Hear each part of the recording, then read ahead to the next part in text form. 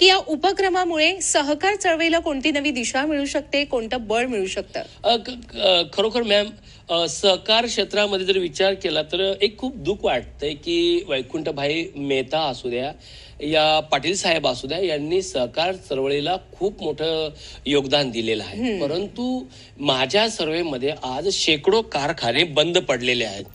ज्याच्यावरती शेतकरी जिवंत होता तेच साखर कारखाने बंद पडले. मग शेतकरीने जायचं कुठे?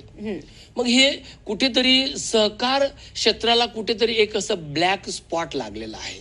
लोक सहकार बोललं का म्हणतात, अरे रे नाही नाही नाही, तिथे सगळे फ्रॉडी होतात आणि ते बंद पडतात, मला याच्यात इंटरेस्ट नाही.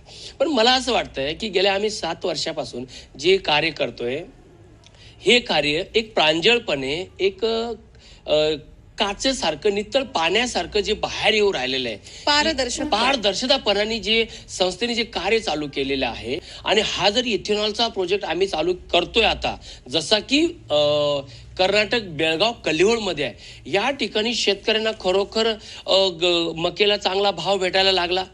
इथेनॉल बनतंय, त्या इथेनॉलचा चांगला वापर देशाचा वापरात येऊ राहिलेला आहे. आणि याच्यातून शेतकरी जर सदन जर व्हायला लागला तर जी शेतकरी जी सहकार जी चळवळ आहे ही पुन्हा एकदा उदयास येणार. आणि हे सहकार चळवळ चालू राहिले, देशाचे रक्षण करते निवृत्त जवान. तर जर निवृत्त जवानांनी जर हा जर बेडा उचललेला आहे, तर मला असं वाटतंय की सहकार चळवळ ही दुबारा एकदा जोमानं चालू होईल.